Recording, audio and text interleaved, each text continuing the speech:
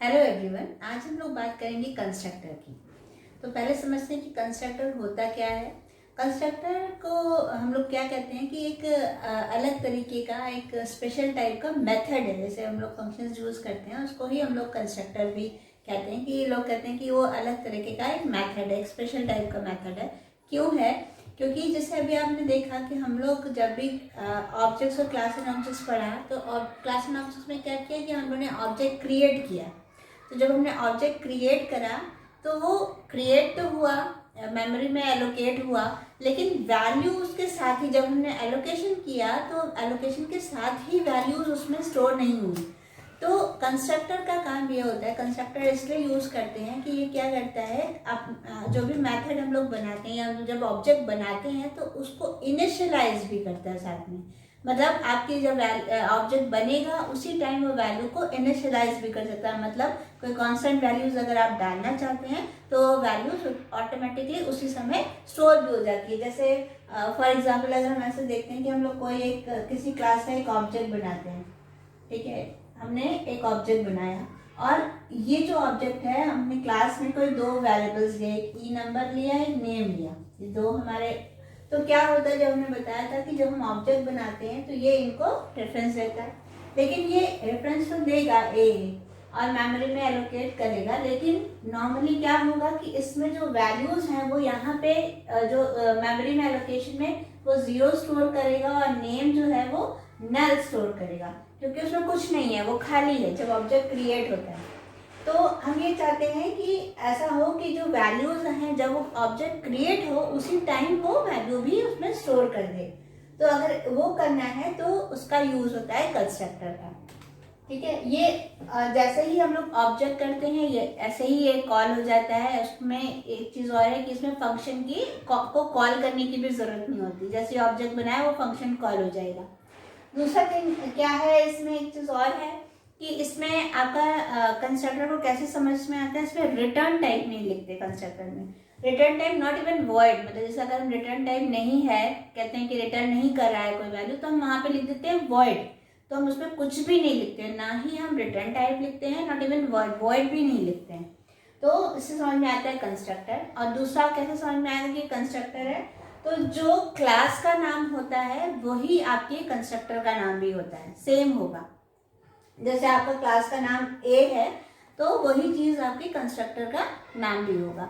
तो ये कहलाता है कंस्ट्रक्टर। तो कंस्ट्रक्टर का मतलब जो बनाने का जो मोटिव है वो यही था कि नॉर्मली क्या हो कि जो हम ऑब्जेक्ट बनाते हैं वो उसी टाइम इनिशियलाइज भी हो, उसके लिए बनाया गया कंस्ट्रक्टर। और ये ऑटोमेटिकली कॉल हो जाए, मतलब हमें बार बार मेथड्स को कॉल ना करना पड़े।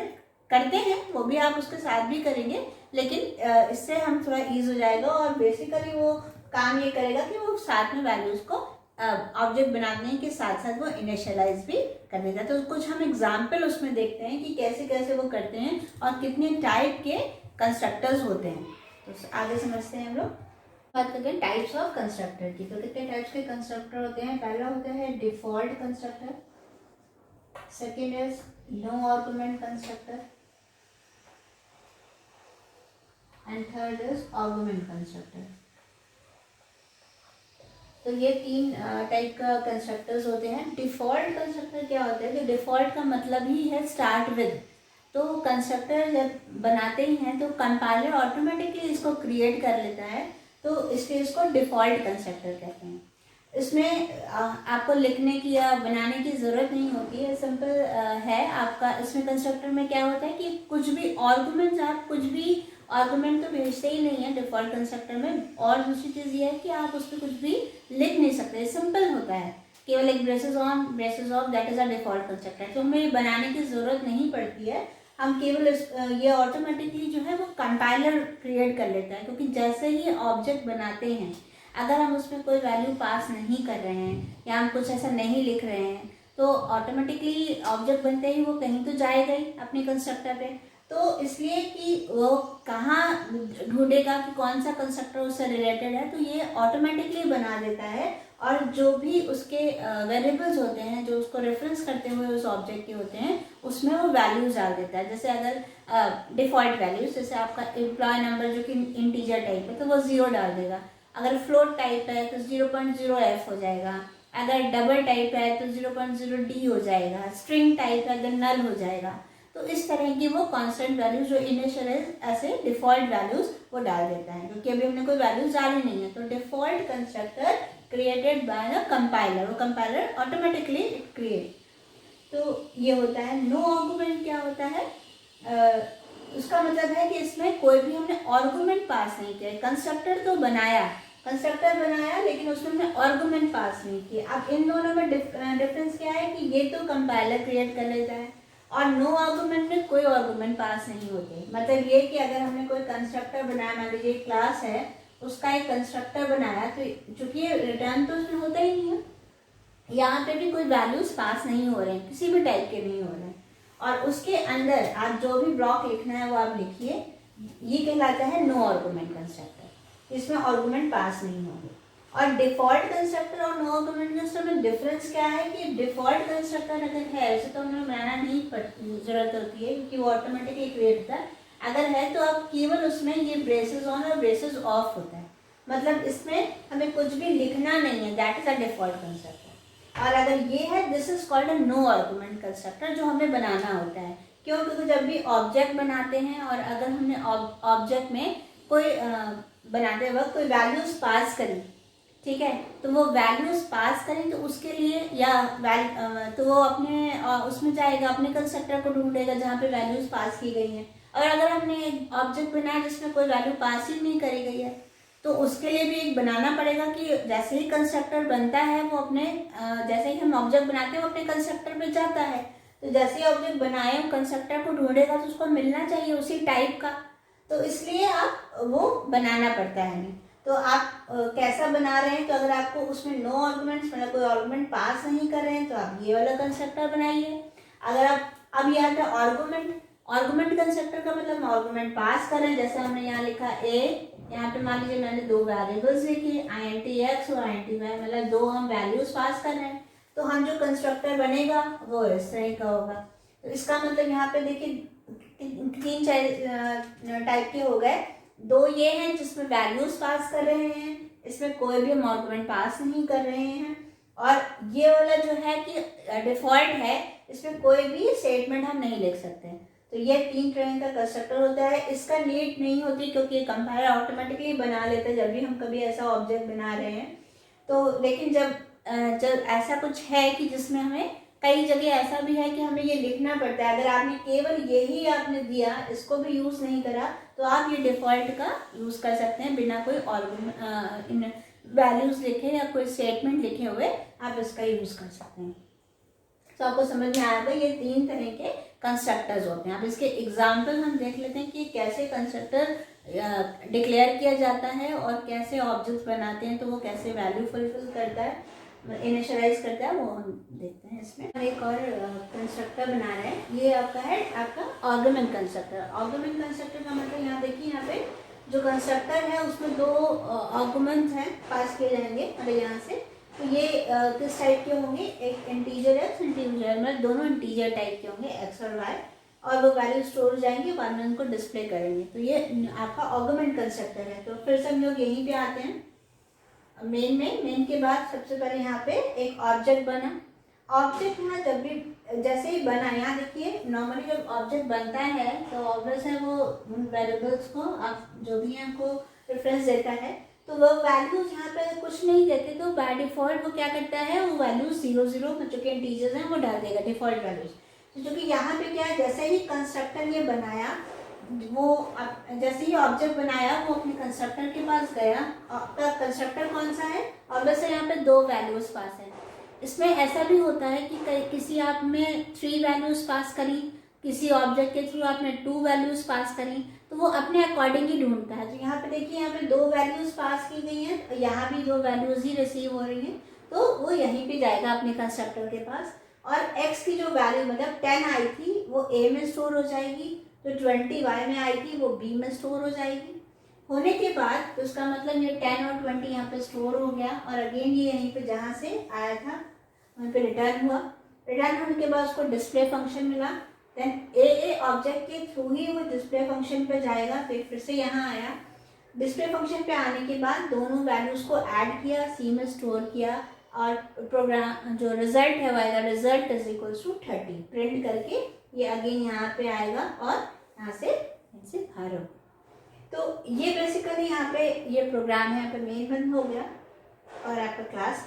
तो ये जो है ये इसका मतलब ये है ये ऑगमेंट कंस्ट्रक्टर को कैसे करते हैं कि जब हमें ऑगमेंट्स पास करना है तो यहीं से जब हम जो ऑब्जेक्ट क्रिएट करते हैं उसी टाइम यहाँ से वैल्यू पास करेंगे और वो कंस्ट्रक्टर पे जाएगा और वैल्यू, जो कि कंस्ट्रक्टर का काम है इनिशियलाइज द वैल्यूज। तो वही इनिशियलाइजेशन के लिए ही कंस्ट्रक्टर का हम लोग यूज़ करें कि ऑब्जेक्ट बनते ही जो इनिशियलाइज हो जाए वैल्यू, तो इसलिए हम यहाँ से पास करें, ये ऑगमेंट कंस्ट्रक्टर कहलाएगा।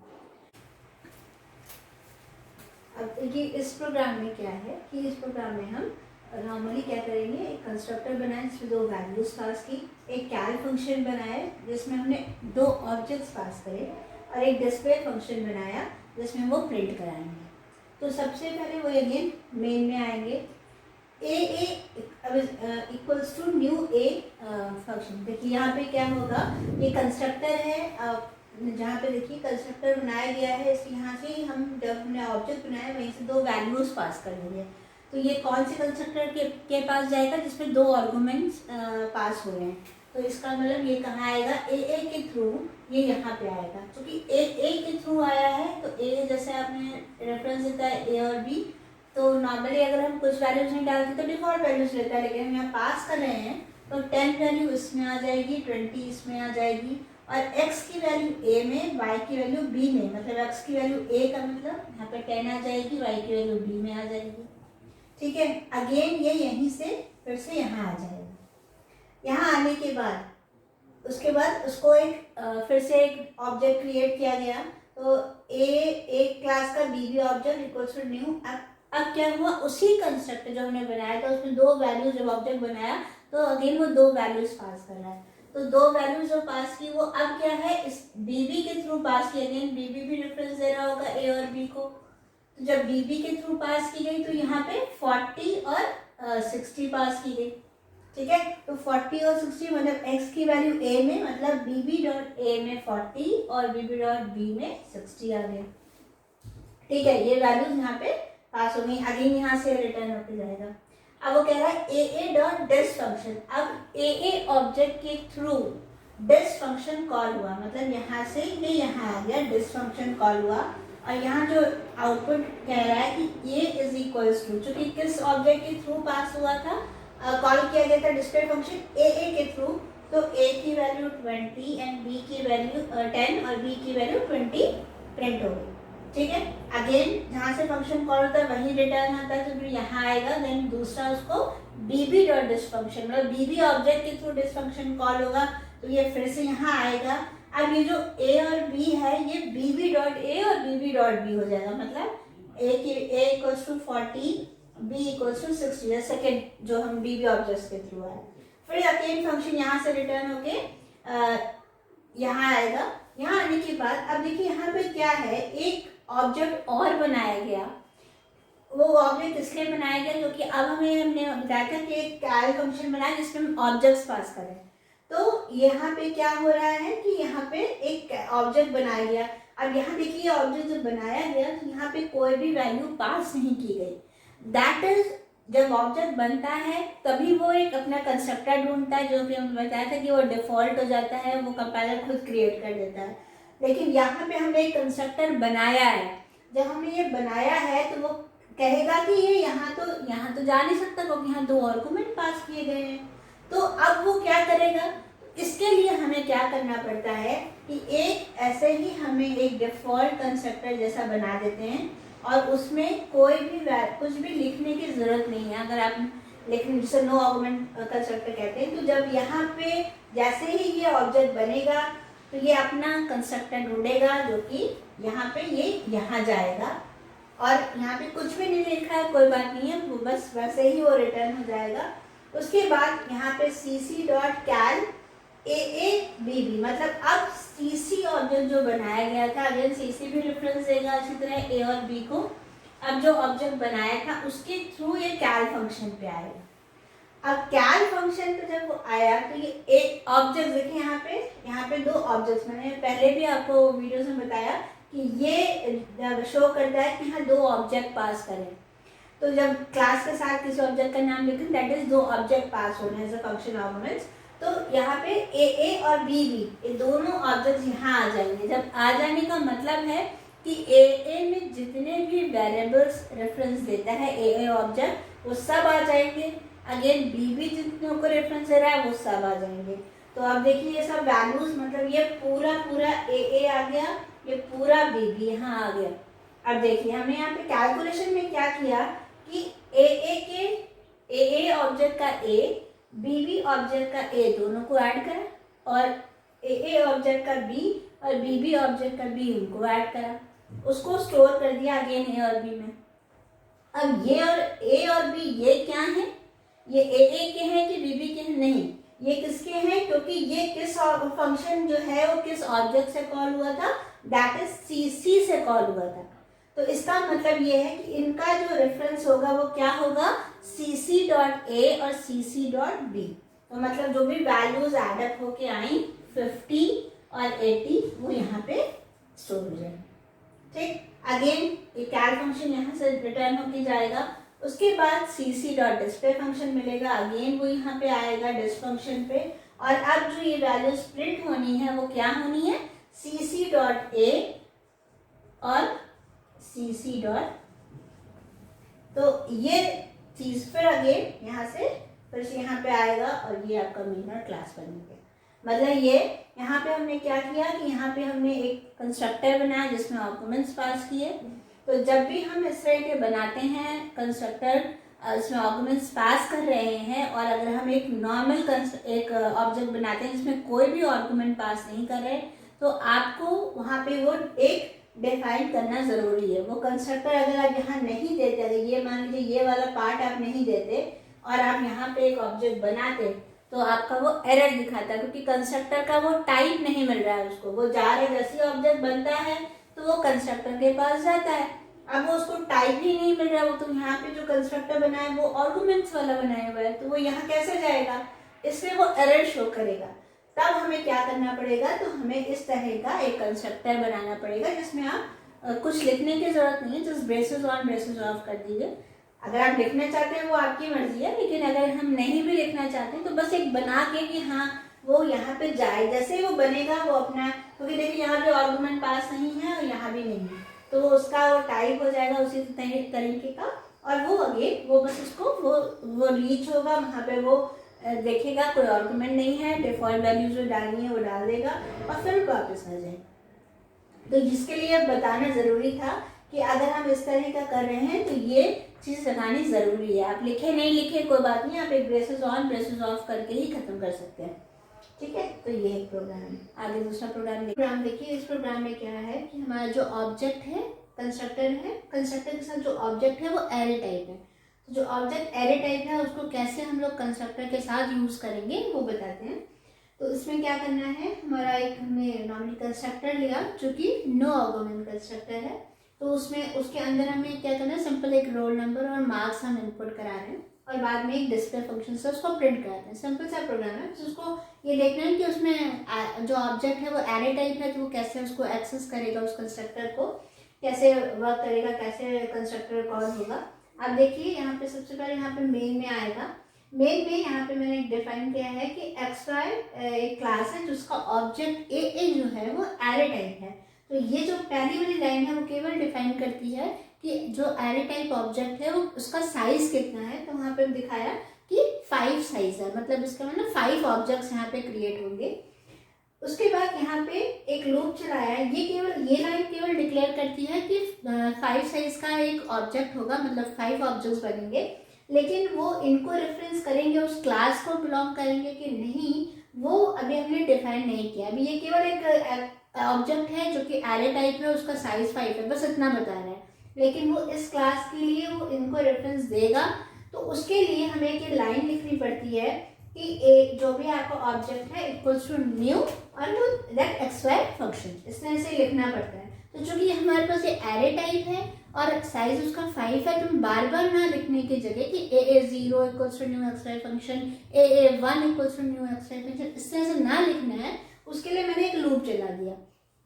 क्योंकि यहाँ पे तो सिंपल मैंने 5 ही साइज लिया है, हो सकता है 100 साइज का हो, 1000 साइज का हो, कब तक लिखेंगे। तो मैंने एक लूप चलाया है i equals to 0 i less than 5 i plus plus. तो ये क्या होगा, हर बार ai equals to new X Y function, तो हर बार क्या होगा, जब i की वैल्यू 0 होगी, ये AA0 equals to new X Y function A object ये क्रिएट करेगा। मतलब ये AA0 जो होगा वो आपका आर को रोल नंबर और मार्क्स को रेफरेंस देगा। और चूंकि वही है, चूंकि यहाँ पे मैंने कंस्ट्रक्टर बनाया है, इसलिए जैसे ही वो ये स्ट्रिंग का रेफरेंस देगा वो इनिशियलाइज करेगा, यहाँ पे सीधे वो अपने कंस्ट्रक्टर के पास पहुंच जाएगा।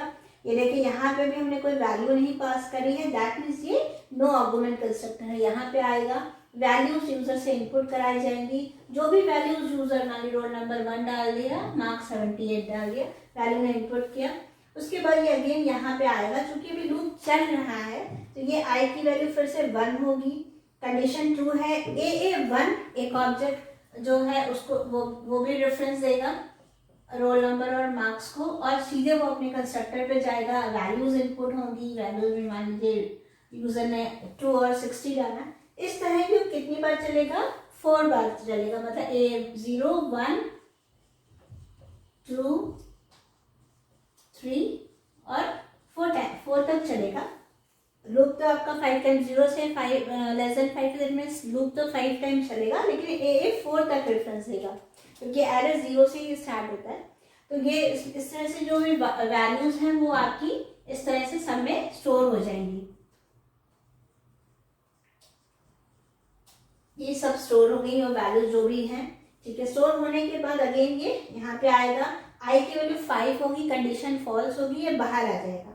बाहर आने के बाद फिर से एक लूप चल रहा है 0 से लेस देन 5 तक का, किसके लिए, डिस्प्ले फंक्शन, मतलब ये डिस्प्ले कराने के लिए। डिस्प्ले फंक्शन यहाँ हमने बनाया जो कि रोल नंबर और मार्क्स को प्रिंट करा देगा। तो अगेन वो चूंकि 5 है तो i की वैल्यू 0 होगी, कंडीशन ट्रू है, तो AA0 के थ्रू ये डिस्प्ले फंक्शन कॉल होगा। यहाँ पे किसके थ्रू जा रहा है, AA0, तो जो r और मार्क्स है, जो आउटपुट आएगा वो ऐसा आएगा कि रोल नंबर इक्वल्स टू, जो भी पहली बार जब A0 के थ्रू जा रहा है तो इक्वल्स टू 1 और मार्क्स इज इक्वल्स टू 78। फिर ये अगेन यहाँ से जैसे फंक्शन कॉल होता है फिर से यहाँ आएगा, लूप अभी चल रहा है, तो i की वैल्यू 1 होगी, condition true, AA1 dot display function से रिजल्ट आएगा, फिर AA2, फिर AA3, AA4, AA5, इस तरह से आपके जितने भी मार्क्स हैं और रोल नंबर हैं थ्रू इन ऑब्जेक्ट्स के थ्रू, जो 5 आपने रोल नंबर और मार्क्स इनपुट किए थे वो लोग 5 पूरा प्रिंट हो जाएंगे। तो ये प्रोग्राम है, इसमें क्या था, इसमें हमने एक नो आर्गुमेंट कंस्ट्रक्टर बनाया और जो ऑब्जेक्ट था वो एरे टाइप लिया। ठीक, अब एक दूसरा एक प्रोग्राम देखते हैं। ये वाले प्रोग्राम में देखिए, इसमें क्या है, इसमें हमने कंस्ट्रक्टर्स बनाए हैं। तो इसमें एक कॉपी कंस्ट्रक्टर, मतलब एक ऑब्जेक्ट को दूसरे ऑब्जेक्ट में कैसे कॉपी करना है थ्रू कंस्ट्रक्टर्स। ये देखिए यहाँ हमने 3 बनाए हुए हैं। एक कंस्ट्रक्टर है जो कि नो आर्गुमेंट कंस्ट्रक्टर है, एक में आर्गुमेंट कंस्ट्रक्टर है लेकिन उसमें क्या है, इंटीजर वैल्यू पास हो रही है, एक अगेन आर्गुमेंट कंस्ट्रक्टर है लेकिन उसमें ऑब्जेक्ट पास हो रहा है। तीनों डिफरेंट है, मतलब अगर किसी में अगर आप कुछ भी वैल्यू पास नहीं करते तो आपके यहाँ नो आर्गुमेंट में आएगा, अगर आप इंटीजर वैल्यू पास करते हैं तो वो यहाँ आएगा, अगर ऑब्जेक्ट पास करते हैं तो वो यहाँ आएगा। तीनों डिफरेंट डिफरेंट है, ठीक। और एक डिस्प्ले फंक्शन है जिसमें नॉर्मली हम प्रिंट करा रहे हैं। अब देखिए कैसे काम करेगा। सबसे पहले एक ऑब्जेक्ट क्रिएट हुआ, तो जब क्रिएट होगा तो ऑटोमेटिकली वो रेफरेंस देगा इस वेरिएबल को x को। तो यहाँ पे जैसे ही ये क्रिएट हुआ ये इनिशियलाइज करेगा वैल्यू, ये कौन से कंस्ट्रक्टर में जाएगा, ये आपका यहाँ पे जाएगा, क्योंकि यहाँ पे एक आर्गुमेंट इंटीजर टाइप का ही पास हुआ है। तो ये 10 यहाँ आएगा और एक्सेस की वैल्यू जो है वो x को दे देगा। मतलब ये किस ऑब्जेक्ट के थ्रू कॉल हुआ था, AA के थ्रू कॉल हुआ था, इसलिए ये जो x ये वैल्यू है वो यहाँ पे आ जाएगी, ठीक है। फिर अभी ये रिटर्न होके यहाँ आ जाएगा। अब उसके बाद वाला देखिए एक BB ऑब्जेक्ट बना, तो BB ऑब्जेक्ट भी रेफरेंस x को लेगा इक्वल टू न्यू। अब यहाँ ये कहाँ जा रहा है, देखिए ये यहाँ पे क्या है, जैसे ऑब्जेक्ट बना जो वैल्यूज इनिशियलाइज करना है वो कंस्ट्रक्ट कौन से कंस्ट्रक्टर पे जाएगा, वो उसमें जाएगा जहाँ ये ऑब्जेक्ट हो। तो यहाँ पे देखिए, यहाँ जो कंस्ट्रक्टर है वो ऑब्जेक्ट है यहाँ पे, तो ऑब्जेक्ट पास हो रहा है तो यहीं पे आएगा। अब ये ए मतलब जो आपका ए की वैल्यू जो पूरा ये जो चीज़ थी ए डॉट एक्स, ये यहाँ आ जाएगी। और तो ये ए डॉट एक्स की जो भी वैल्यू है वो कह रहा है वो इस एक्स में जाए। ये एक्स किसके थ्रू कॉल हुआ है, बी के थ्रू। तो ये जो बी डॉट एक्स है, तो ए डॉट एक्स की वैल्यू वो कहाँ जाएगी, इस एक्स में, और बी डॉट एक्स में चली जाएगी। मतलब कौन सी वैल्यू थी, ऑब्वियस है 10 थी, तो अगेन 10 आ जाएगी। 10 आने के बाद अगेन यहाँ से इसे रिटर्न आ जाएगा। अब यहाँ एक सीसी ऑब्जेक्ट बना। अब जैसे वही मैंने बताया था कि जैसे आप ये दो तो अपने पास की, तो अगर ये है बना है तो कहीं ना कहीं किसी कंस्ट्रक्टर पे जाएगा। तो जब जाएगा तो इसके लिए हमें ये वाला बनाना पड़ेगा। ये कहाँ जाएगा, ये यहाँ जाएगा, कुछ नहीं लिखा है, अगेन ये वापस आ जाएगा, ठीक है। लेकिन जाना है उसको बनाना पड़ेगा आपको कंस्ट्रक्टर। तो यहाँ आने के बाद देखिए डिस्प्ले है, तो A display, A dot display function, मतलब डिस्प्ले में क्या लिखा हुआ है फंक्शन में, आपके एक्स की वैल्यू, एक्स की वैल्यू कहते हैं 10, तो पहले 10 प्रिंट हो जाएगी, यहाँ पे लिख के आएगा आउटपुट पे वैल्यू इक्वल्स टू 10। देन बीबी के थ्रू, अगेन बीबी के थ्रू ये डिस्प्ले फंक्शन पे जाएगा, तो वैल्यू इक्वल्स टू, इसमें भी 10 आएगी क्योंकि ऑब्वियस है कि हमने सेम वैल्यू पास की थी। अब देखिए क्या हुआ कि सी सी इक्वल्स टू ए, तो जो ए की वैल्यू है वो क्या हो जाएगी, सेम पूरी कॉपी हो जाएगी सी सी में। मतलब ए की जो पूरा ए ऑब्जेक्ट था पूरा कॉपी हो गया सी सी में। तो वो अगेन इसकी सी सी डॉट एक्स की, क्योंकि तो बना तो था ही और रेफरेंस भी हुआ, तो जो वैल्यूज थी वो फिर 10 आ जाएगी। और अगेन वो सी सी डॉट डिस्प्ले फंक्शन के थ्रू जब वो कॉल होगा तो वैल्यू इज इक्वल्स टू इसकी भी 10 हो जाएगी, तो ये भी आपका प्रिंट हो जाएगा। तो इस तरह से हम कॉपी कंस्ट्रक्टर ऑब्जेक्ट हम इस तरह से कॉपी कर सकते हैं डायरेक्टली, ठीक है। तो ये इस तरह से होता है, और हम यहाँ पे 3 कंस्ट्रक्टर बनाए, तीनों डिफरेंट टाइप के। तो ये कुछ एग्जाम्पल्स हैं जिसमें हमने कंस्ट्रक्टर्स आपको बताए। होपफुली कि आपको समझ में आया होगा, कुछ ट्राई करिएगा तो अच्छा रहेगा। तो ये हमारे कंस्ट्रक्टर्स हैं।